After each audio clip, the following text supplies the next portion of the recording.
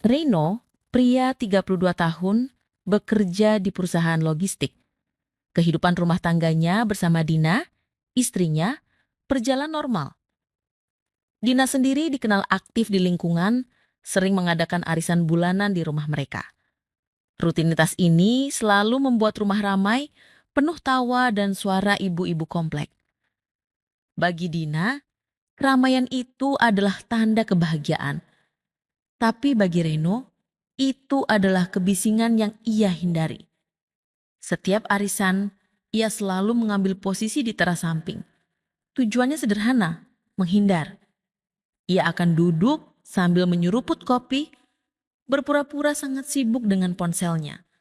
Padahal, ia hanya menggulir layar tanpa tujuan, mencari alasan agar tidak perlu terlibat dalam obrolan basa-basi yang membuatnya lelah. Sore itu, arisan selesai seperti biasa, satu persatu tamu pulang. Namun, ada satu tamu yang tertinggal, yaitu Mbak Sinta. Sinta adalah teman lama Dina sejak SMA. Motornya sedang di bengkel, dan ia kesulitan mendapat tumpangan online karena lokasinya yang agak terpencil. Dina menghampiri Reno, yang masih duduk di teras. "Mas, tolong antarkan Sinta pulang ya. Kasihan dia sudah kelamaan menunggu," kata Dina sambil membereskan sisa piring. Reno mematikan layar ponselnya. Ia menatap Sinta yang berdiri agak canggung. "Kenapa motornya, Sin?" tanya Reno. "Mogok, Mas. Sudah diangkut ke bengkel langganan. Aku tadinya mau pesan taksi online, tapi susah sekali dapatnya." "Tidak apa-apa, Mas, kalau merepotkan. Aku tunggu sebentar lagi saja," jawab Sinta sedikit ragu. Reno menggeleng. "Tidak merepotkan. Kebetulan aku juga baru selesai kerjaan. Ayo, biar cepat sampai rumah," balas Reno sambil meraih kunci mobil di meja. Interaksi sederhana ini, mengantarkan Sinta pulang karena motornya mogok, adalah titik awal yang tidak disadari Reno. Di dalam mobil, suasana awalnya biasa saja, seperti dua orang yang saling kenal dan tidak canggung. Mereka mengobrol ringan tentang pekerjaan, tentang harga kebutuhan yang terus naik, dan tentang kegiatan Dina di komplek. Namun, obrolan mulai berubah arah ketika Sinta menanyakan kehidupan pribadi Reno. "Kamu betah ya, Mas, kerjanya di logistik? Dulu kelihatannya sibuk sekali. Sekarang kelihatannya sukses sekali," puji Sinta. "Biasa saja, Sin. Harus dijalani. Kamu sendiri bagaimana? Belum dengar kabar baik nih?" tanya Reno, menyinggung soal pernikahan.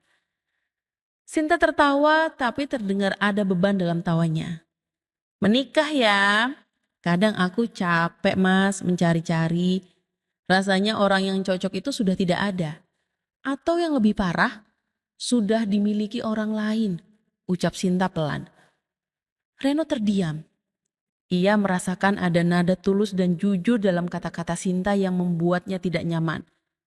Ia hanya fokus pada kemudi. Sinta kemudian melanjutkan, kali ini dengan suara lebih rendah. "Mas, aku harus jujur sama kamu. Ada yang mau aku akui. Aku tahu ini tidak pantas, tapi aku sudah lama memendamnya." Reno mendengar tangannya berkeringat di kemudi. Jantungnya berdetak kencang sekali. Ia tahu ini bukan obrolan biasa. "Ada apa, Sin? Katakan saja," desak Reno, berusaha menenangkan diri. Sinta menarik nafas dalam-dalam. Aku Aku sudah lama menyimpan perasaan suka padamu, Mas. Sejak dulu, aku sering main ke rumah kalian. Aku lihat bagaimana kamu menghargai Dina, bagaimana kamu bersikap. Aku selalu diam-diam memperhatikan itu. Aku minta maaf. Aku Sinta tanpa menoleh. Pengakuan ini datang tanpa tendeng aling-aling, langsung menghantam kejujuran Reno. Ia terkejut, bingung, dan di saat yang sama, ia merasakan getaran aneh yang sudah lama ia lupakan. Sinta tidak meminta apa-apa, tapi pengakuan itu sudah menanamkan benih konflik. "Sin, Aku istri Dina. Aku terkejut mendengarnya. Balas Reno, suaranya tercekak. Aku tahu Mas, aku minta maaf, tapi aku tidak bisa menyimpannya lagi. Aku cuma ingin kamu tahu, ujar Sinta tanpa menoleh. Reno memarkir mobilnya di depan rumah Sinta, tapi ia tidak langsung mematikan mesin. Mereka berdua terdiam, membiarkan keheningan yang jujur itu mengambang. Sinta memecah keheningan dengan tawa kecil yang terdengar dipaksakan. Nah, akhirnya aku bisa bernapas lega. Sudah aku katakan Mas, maafkan aku. Reno menoleh ke arah Sinta. Wajah Sinta terlihat lelah, bukan karena perjalanan, tapi karena beban yang selama ini ia pikul sendiri. Aku tidak tahu harus berkata apa, Sin. Ini, ini mengejutkan sekali. Jawab Reno jujur. Aku tidak pernah menyangka kamu punya perasaan seperti itu. Selama ini, aku hanya melihatmu sebagai temannya Dina. Sinta mengangguk pelan. Aku tahu Mas, itu yang membuatku lelah. Lelah harus selalu berpura-pura baik-baik saja di depan kalian berdua. Aku harus bersikap seperti teman yang ikut senang melihat kebahagiaan kalian. Ia kemudian membuka diri menceritakan rasa sepinya yang mendalam. Aku merasa sendirian Mas. Setiap kali aku datang ke rumahmu, aku bukan hanya melihat keharmonisan kalian, tapi aku juga melihat bagaimana kamu memperlakukan Dina. Cara kamu bicara, cara kamu menanggapi hal-hal kecil, itu membuat aku berpikir, kenapa aku tidak bisa mendapatkan yang seperti itu? Reno mendengarkan dengan saksama. Perasaan bersalahnya kepada Dina masih ada. Tetapi rasa iba dan tersentuh atas kejujuran Sinta mulai mengambil alih. Ia menyadari bahwa Sinta bukan hanya seorang pengagum rahasia, melainkan seseorang yang sedang menghadapi kesepian yang besar. Aku selalu perhatikan, Mas. Kamu orang baik. Kamu menghargai Dina.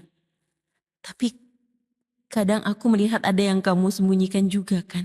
Kamu selalu menghindar saat ibu-ibu arisan itu ramai. Ucap Sinta. Tatapannya kini menembus, seolah bisa membaca pikiran Reno. Reno terdiam. Pengamatan Sinta tepat sekali. Selama ini ia memang merasa lelah dalam rumah tangganya. Bukan karena Dina buruk, tapi karena ia merasa kebahagiaan mereka hanya sebatas pertunjukan untuk lingkungan. Aku tidak tahu apa yang harus aku rasakan saat ini, Sin. Aku merasa bingung, aku terkejut, tapi juga tersentuh mendengarnya. Tapi aku suami orang, aku tidak boleh begini.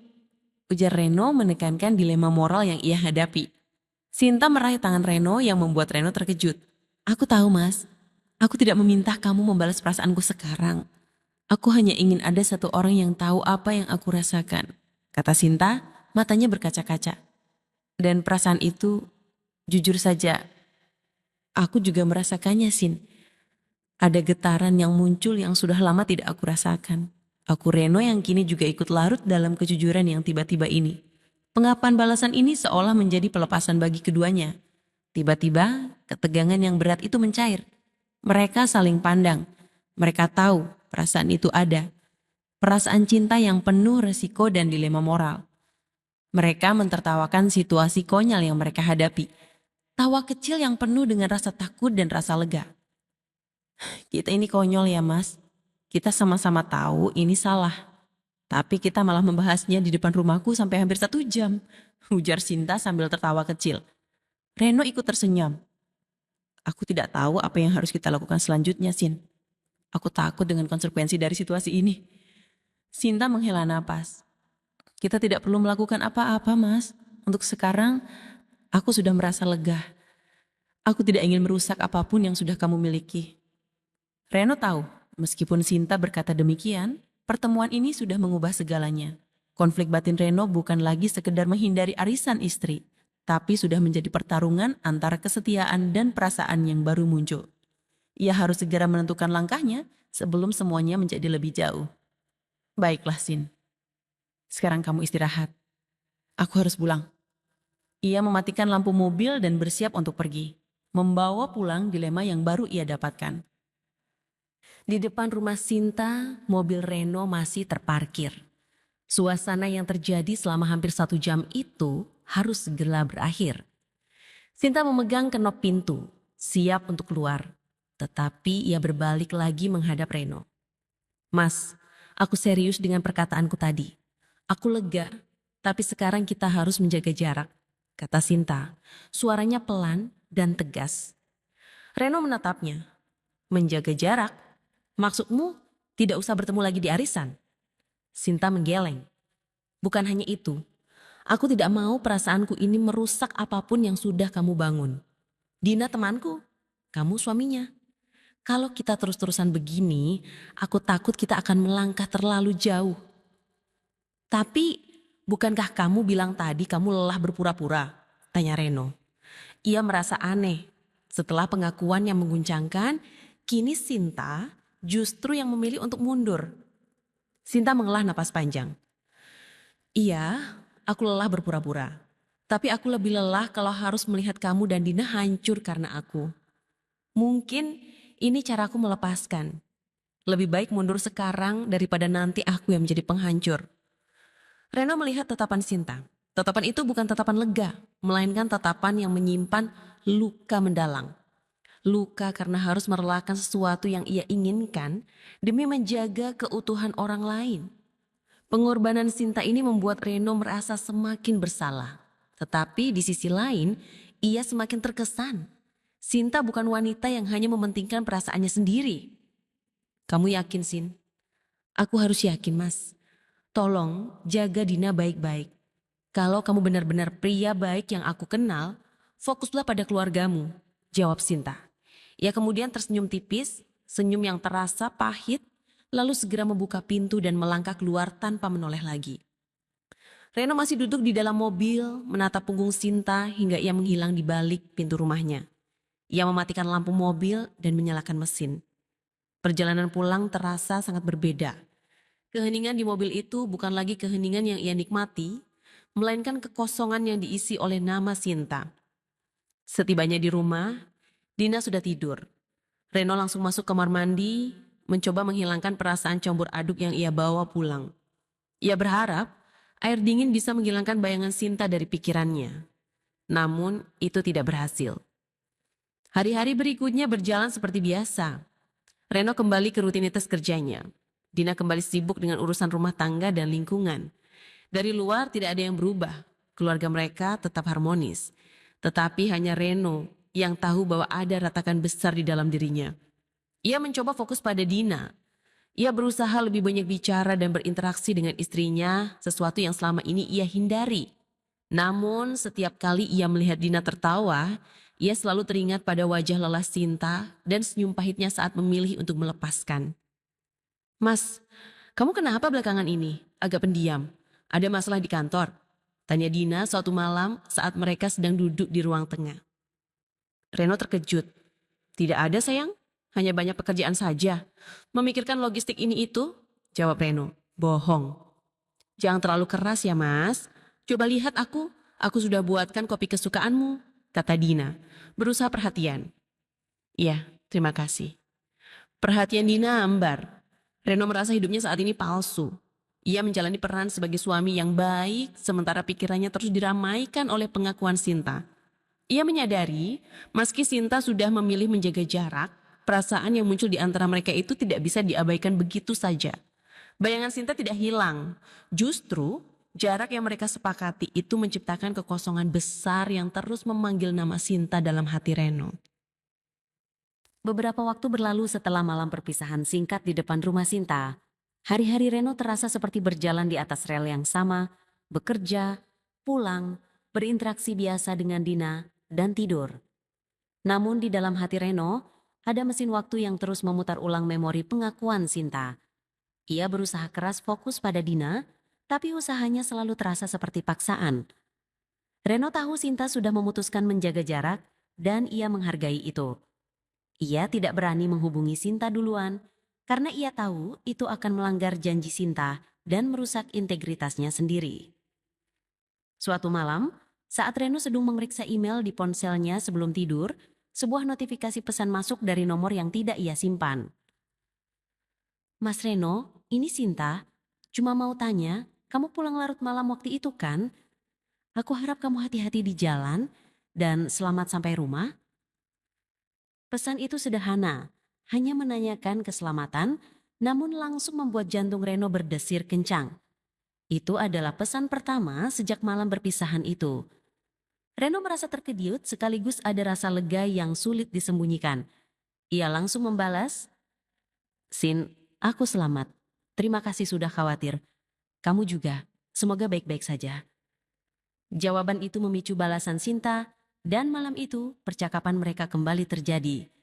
Mereka tidak membahas lagi tentang pengakuan atau dilema, melainkan hanya obrolan ringan, seolah sedang membangun ulang hubungan dari nol.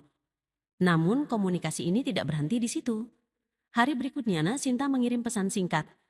"Semangat kerja mas, jangan lupa sarapan." Reno membalas dengan emotikon senyum. Pesan-pesan kecil seperti ini awalnya hanya basa-basi, lama-lama menjadi rutinitas harian yang ditunggu-tunggu oleh Reno. Dari sekadar ucapan selamat pagi, obrolan mereka berubah menjadi lebih personal. Mereka mulai berbagi cerita tentang hari-hari mereka, tentang hal-hal kecil yang tidak mungkin Reno ceritakan kepada Dina. Misalnya Reno bercerita tentang kelelahan di kantor yang tidak dipahami Dina. Sinta menanggapinya dengan empati, bukan solusi. Itu yang Reno butuhkan, pemahaman tanpa penghakiman. "Kenapa kamu selalu tahu ya mas, kalau aku sedang butuh teman cerita? Aku juga hari ini merasa sepi sekali di rumah," tulis Sinta suatu sore. "Mungkin karena kita punya frekuensi yang sama, Sin. Sama-sama sedang mencari tempat bicara," balas Reno. Komunikasi ini berkembang menjadi pertukaran emotikon-emotikon rahasia, janji-janji kecil untuk mendengarkan, dan bahkan keinginan untuk mendengar suara satu sama lain. Suatu malam, Sinta mengirim pesan suara singkat. Isinya hanya tawa dan ucapan selamat malam. Hanya suara, tapi itu cukup membuat Reno merasa dekat dan nyaman, mengabaikan fakta bahwa ia sedang berbaring di samping istrinya. Ritual bertukar pesan ini menjadi candu. Reno mulai sering membawa ponselnya kemana-mana, bahkan ke kamar mandi. Takut Dina akan melihat notifikasi yang masuk. Ia kini memiliki kehidupan ganda, kehidupan yang jujur dengan Sinta di balik layar, dan kehidupan yang palsu di depan Dina. Rasa nyaman yang diberikan Sinta melalui pesan-pesan ini perlahan mengalahkan rasa bersalah Reno. Ia merasa lebih hidup, lebih dimengerti. Ia tahu ia sedang bermain api, tapi ia tidak punya keinginan untuk memadamkannya. Justru, ia ingin api ini menyala lebih besar. Intensitas komunikasi melalui pesan singkat yang terjadi berbulan-bulan itu akhirnya sampai di titik jenuh. Meskipun pertikaran kata dan emotikon memberikan kenyamanan, Reno dan Sinta mulai merindukan interaksi tatap muka, suara yang didengar langsung, dan kehadiran satu sama lain yang nyata. Suatu siang, saat Reno sedang dalam perjalanan pengiriman barang, Sinta mengirim pesan. "Mas, aku lagi di minimarket dekat kantor kamu. Kebetulan lagi belanja bulanan di sana. Kamu lagi di mana?" Reno membaca pesan itu. Jantungnya berdebar. Minimarket itu hanya berjarak 5 menit dari posisinya saat ini. Ini adalah peluang emas. Pertemuan yang tidak direncanakan, bebas dari kecurigaan. Reno membalas cepat. "Aku lagi lewat sana. Tunggu sebentar. Aku mau mampir ambil minum." 5 menit kemudian, Reno memarkirkan mobil logistiknya sedikit menjauh dan berjalan santai masuk ke minimarket. Sinta sudah berdiri di dekat rak minuman. Pertemuan itu canggung sekaligus mendebarkan. Mereka hanya bisa saling menyapa singkat dan bertukar pandang penuh makna di balik rak-rak barang. "Kamu kenapa di sini, Sin? Bukannya ini terlalu jauh dari rumahmu?" tanya Reno pelan sambil berpura-pura melihat produk minuman. Sinta tersenyum. Senyum yang sudah lama ia rindukan secara langsung. "Iya mas, kebetulan lewat. Cuma mau lihat kamu sebentar. Sudah lama ya rasanya kita tidak ketemu?" "Iya, sudah lama sekali," balas Reno. Pertemuan singkat itu hanya berlangsung 3 menit. Mereka tidak berbicara apa-apa, tapi cukup untuk memicu kerinduan yang lebih besar. Setelah hari itu, pertemuan-pertemuan tidak sengaja mulai terjadi. Kadang di parkiran kantor saat jam makan siang, atau saat Sinta kebetulan lewat di jalur Reno pulang kerja. Semua pertemuan itu tanpa janji resmi, hanya didahului pesan singkat yang samar. Setiap pertemuan hanya memberikan kelegaan sesaat, namun diiringi rasa bersalah yang menusuk.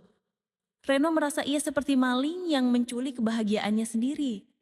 Suatu sore, mereka bertemu di sebuah warung kopi di pinggir kota, tempat sepi dan jauh dari lingkungan perumahan mereka. Mas, aku capek begini terus. Maksudmu? Capek berbalas pesan. Bukan hanya pesan, capek harus selalu sembunyi begini. Kita bertemu 5 menit di parkiran atau cuma bisa lihat dari jauh. Ini terasa menyakitkan, Mas. Kalau memang kita tidak bisa bersama, kenapa kita terus-terusan membuat diri kita nyaman seperti ini? Sinta mengungkapkan kelelahan emosionalnya, kan harus terus-menerus menyembunyikan perasaan mereka. Reno merasakan hal yang sama. Perhatian yang mereka rasakan tidak sebanding dengan resiko dan rasa bersalah yang mereka tanggung. Aku tahu, Sin. Aku juga bingung harus bagaimana. Tapi aku tidak bisa menghentikan ini. Aku merasa kamu adalah tempatku yang sebenarnya. Reno mengakui, nadanya penuh keputusasaan. Sinta menatap Reno. Kalau begitu, kita butuh jeda yang nyata. Bukan sekedar 5 menit di minimarket. Kita butuh waktu untuk bicara jujur tanpa takut dilihat orang, tanpa batas waktu. Mereka berdua sama-sama berpikir untuk pergi ke tempat yang jauh, di mana tidak ada yang mengenal mereka. Bagaimana kalau kita pergi saja, Mas? Sebentar saja. Ke kota kecil di luar sana. Kita cari penginapan sederhana, kita bicara tentang semua ini. Kita selesaikan. Usul Sinta. Reno terdiam sejenak, namun dorongan untuk menghabiskan waktu yang tenang dan jujur dengan Sinta terasa terlalu kuat untuk diabaikan. Baik, kita lakukan. Jawab Reno singkat. Keputusannya bulat. Dia tahu perjalanan ini bukan sesaat, tetapi tentang mencari kejelasan dari perasaan yang selama ini mereka sembunyikan. Mereka sepakat untuk bertemu di sebuah kota kecil yang jauh dari perhatian orang. Reno dan Sinta bertemu di sebuah stasiun bus kecil, beberapa jam perjalanan dari kota mereka. Mereka menyewa mobil di sana dan menuju ke sebuah penginapan sederhana di kaki gunung. Penginapan itu sunyi, jauh dari keramaian dan pandangan orang yang mereka kenal. Setibanya di sana, suasana terasa sangat berbeda dari pertemuan singkat di minimarket atau parkiran kantor. Tidak ada lagi ketergesaan atau ketakutan. Hanya ada keheningan yang mengundang kejujuran. Reno membuka pembicaraan. Sin, kita sudah sampai di sini. Sekarang, apa yang mau kita bicarakan? Kamu bilang kita butuh waktu untuk bicara jujur. Sinta mengangguk. Aku hanya ingin tahu, Mas, apa yang membuatmu selama ini bertahan dengan obrolan kita. Padahal kamu tahu, ini salah. Reno menatap Sinta. Aku bertahan karena aku merasa dimengerti. Di rumah aku merasa aku hanya menjalankan peran. Di sini, di depanmu, aku merasa jadi diriku sendiri. Aku bisa cerita semua hal yang membuatku lelah tanpa harus merasa bersalah atau dihakimi. Sinta menyenyum lembut. Aku juga. Aku merasa kesepianku terisi. Aku sudah lama sekali tidak merasakan seperti ini. Kamu orang baik, Mas. Dan aku selalu suka caramu memperlakukan Dina, bahkan saat kamu sedang lelah. Itu yang membuatku sulit melepaskanmu dari pikiran. Mereka berbicara panjang lebar, bukan tentang apa yang akan terjadi besok, tetapi tentang apa yang mereka rasakan saat ini. Mereka membahas tentang kesepian yang selama ini mereka tutupi, tentang harapan yang terpendam, dan tentang dilema moral yang terus menghantui. Mereka tahu perasaan ini ada, nyata, dan dalam. Tetapi mereka juga sama-sama tahu bahwa perasaan ini tidak bisa dimiliki secara penuh karena ikatan yang sudah ada. Aku tidak ingin merusak keluargamu, Mas. Itu yang selalu aku katakan. Tapi bertemu denganmu seperti ini justru membuat aku merasa aku sudah merusak diriku sendiri karena aku tidak bisa melihatmu setiap hari. Ujar Sinta, Matanya berkaca-kaca. Lalu kita harus bagaimana, Sin? Tanya Reno, suaranya pelan. Menerima bahwa Sinta kini adalah pengendali keputusan. Kita hanya perlu untuk saling jujur. Untuk tahu bahwa kita tidak gila. Bahwa perasaan ini ada dan kita berdua merasakannya. Setelah ini kita harus kembali ke tempat masing-masing dengan hati yang lebih tenang. Kata Sinta. Mereka saling memahami dan menerima. Tidak ada janji untuk masa depan. Hanya penerimaan pahit bahwa mereka tidak bisa bersama. Keesokan paginya, suasana terasa sangat damai. Matahari pagi menyinari balkon penginapan yang tenang. Mereka duduk bersebelahan, menikmati kopi, tanpa perlu banyak kata. Keheningan itu justru yang paling nyaman. Itu adalah keheningan yang penuh penerimaan. Setelah sekian lama, Sinta memecah keheningan. Mas, aku tahu. Yang terbaik bukan memiliki, tapi merelakan. Maksudmu? Kita sudah menemukan jawaban di sini. Kita sudah tahu apa yang kita rasakan. Sekarang saatnya kita memilih yang benar, bukan yang nyaman. Kamu harus kembali ke Dina. Dia istrimu. Dia wanita yang baik dan dia sangat mencintaimu. Kata Sinta tegas, meskipun suaranya bergetar. Ia kemudian memegang tangan Reno. Tolong Mas, jaga Dina dengan baik. Aku tidak ingin keberadaanku bahkan kenangan ini menjadi penyebab kehancuran rumah tanggamu. Ini pesan terakhirku. Dan ini keputusanku. Setelah ini aku ingin kita benar-benar menjaga jarak. Kata-kata Sinta menampar Reno. Sinta memilih melepaskan demi kebaikan Dina. Orang yang seharusnya Reno lindungi. Pengorbanan Sinta ini membuat Reno merasa malu pada dirinya sendiri. Namun sekaligus menegaskan betapa besar hati wanita di sampingnya ini. Perpisahan ini adalah hadiah dari Sinta untuk rumah tangga Reno. Reno kembali ke rumahnya dengan membawa beban berat. Bukan karena penyesalan telah pergi, melainkan karena kebesaran hati Sinta. Kata-kata terakhir Sinta yang meminta Reno menjaga Dina terdengar seperti perintah yang harus ia jalankan. Itu adalah pengorbanan yang Reno tidak pernah duga. Sesampainya di rumah, kehidupan berjalan seperti biasa. Namun ada yang berbeda dari Reno. Ia tidak lagi menghindar. Saat Dina mengajaknya bicara tentang arisan atau pekerjaan, Reno mendengarkan dengan lebih tulus. Ia mulai menghargai waktu yang ada bersama istrinya. Bukan sebagai peran yang harus dijalankan, melainkan sebagai tanggung jawab yang harus dihargai. Semua ini ia lakukan demi Sinta, demi menunaikan janji yang tak terucap kepada wanita yang rela melepaskannya. Sinta menepati janjinya untuk menjaga jarak. Komunikasi mereka berhenti total. Tidak ada lagi salam pagi atau emotikon rahasia yang masuk ke ponsel Reno.